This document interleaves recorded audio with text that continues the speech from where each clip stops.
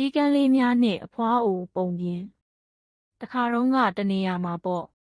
ဂီတအဖွားအိုတယောက်ရှိခဲ့ဘူးတယ်အဲ့ဒီအဖွားကမိမိရဲ့အိမ်နဲ့ပတ်ဝန်းကျင်တစ်ခုလုံးကိုအမြဲတမ်းတန်ရှင်းသက်ရက်နေအောင်ထားတတ်တဲ့သူပါအိမ်ပတ်လည်မှာပန်းပင်တစ်ပင်လေးတွေစိုက်ပျိုးပြီးအမြဲတမ်းလှပတင်နေနေအောင်စင်ရင်ထားတတ်တာပေါ့ဂီတ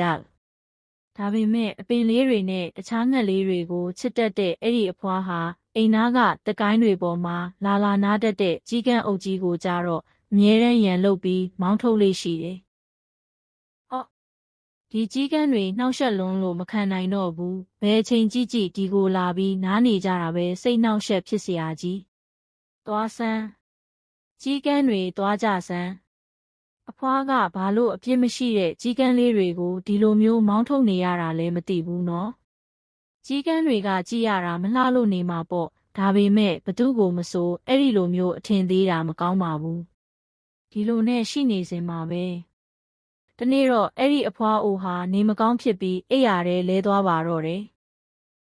အိတ်ခမ်းထဲကကတင်ပေါ်မှာလှဲနေရတဲ့အဖွားအိုဟာပရင်းပေါက်ကနေတဆင့်အိမ်ဘေးမှာကြွေကြပေါ်ပွန်းနေတဲ့တစ်ရွက်ခြောက်တွေနဲ့တစ်ကိုင်းခြောက်တွေကိုလှမ်းမြင်ပြီးစိတ်မကောင်းဖြစ်နေရှာတယ်အိုင်ယာငါအိမ်နဲ့ဝင်းချံတစ်ခုလုံးရှုပ်ပွားနေပါလားအခုတော့ဘာတတ်နိုင်မှာလဲငါယောဂတက်တာသွားမှပဲတန်ရှင်းရေးလုပ်တော့မယ်ငါ့ကိုကူညီပေးမဲ့သူတယောက်ဘေးမှာရှိရင်တိတ်ကောင်းပါပဲအိမ်သားကတကိုင်းတွေပေါ်ကိုပုံမှန်အတိုင်းလာနာကြတဲ့ကြီးကန်းတအုပ်ဟာအဖွားအိုရဲ့အိမ်နဲ့ပတ်ဝန်းကျင်တစ်ခုလုံးပုံမှန်နဲ့မတူပဲရှုပ်ပွားနေတာကိုမြင်တော့စတင်တန်တရားဝင်မိကြတယ်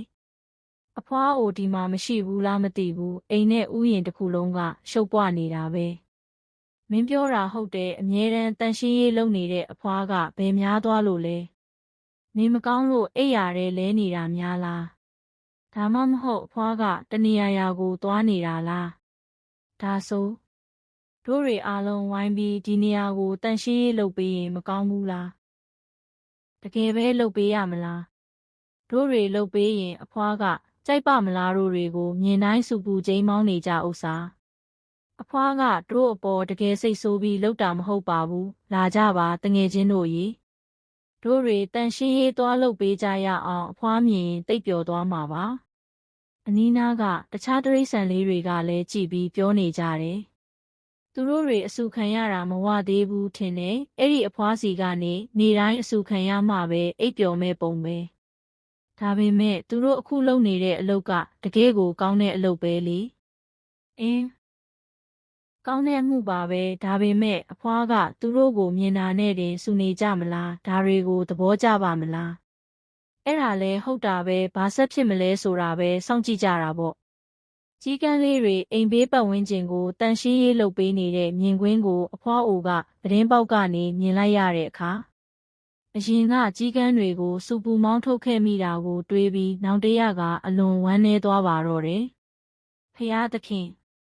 အပြစ်ကင်းတဲ့ဒီငှက်လေးတွေကိုငါကတော့တွေ့ကြရနှုတ်ထွက်ကြမ်းပြီးစူခဲ့မိတယ်အားနဲ့အော်ပြီးစူညံတတ်တဲ့ဒီကြီးကန်းအုပ်မှာဒီလောက်အထိကောင်းမြတ်တဲ့စိတ်နှလုံးသားရှိလိမ့်မယ်လို့အခုမှပဲငါနားလည်တော့တယ်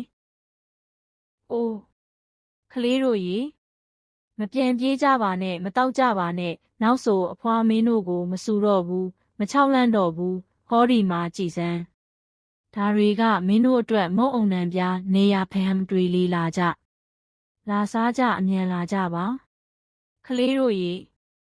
အဖွားအိုကဝမ်းသာအားရနဲ့တရွက်ပေါ်မှာတင်ပေးထားတဲ့အရသာရှိလာတဲ့မုံတွေကိုစားဖို့အတွက်ကြီးကန်းလေးတွေဟာတကောင်နဲ့တကောင်လူရက်ပြန်တန်းလာပြီးအားလုံးစုပေါင်းစားတောက်ကြပါတော့တယ်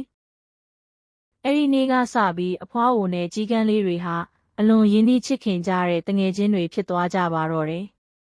အခုလိုဗီဒီယိုလေးကိုအစဆုံးကြည့်ပေးလို့ကျေးဇူးပါခင်ဗျနောက်လဲအစ်စ်လေးတွေထပ်တင်ပေးမှာမလို့ကျွန်တော်ရဲ့ YouTube နဲ့ TikTok အကောင့်လေးကို like နဲ့ follow လေးလုပ်ထားပေးပါအောင်ခင်ဗျ